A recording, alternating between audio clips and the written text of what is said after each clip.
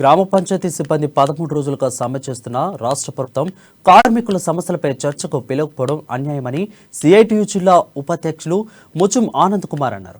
గ్రామ పంచాయతీ పారిశుద్ధ్య కార్మికుల ఎమ్మెల్యే కోనేరు కోరప్ప క్యాంప్ ఆఫీసు ఎదుట ఆందోళన చేశారు.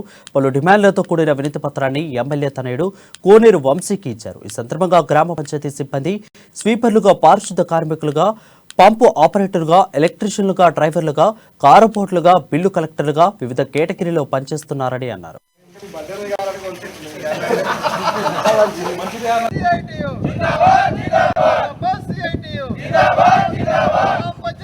గ్రామ పంచాయతీ కార్మికులు గత 13 రోజులుగా రాష్ట్ర వ్యాప్తంగా వారి సమస్యలపైన దీర్ఘకాలిక సమ్మె చేస్తున్నారు. ఈ ప్రభుత్వం వెంటనే ఆ సమస్యలు పరిష్కరించాలని చెప్పేసి కోరుతూ మేము ఈ రోజు ఎమ్మెల్యేల క్యాంప్ ఆఫీసుల ముందు ధర్నాలు నిరసన తెలియజేసి నిరసన ఇస్తున్నాం. ఎమ్మెల్యే గారిని మేము రిక్వెస్ట్ చేస్తున్నాం.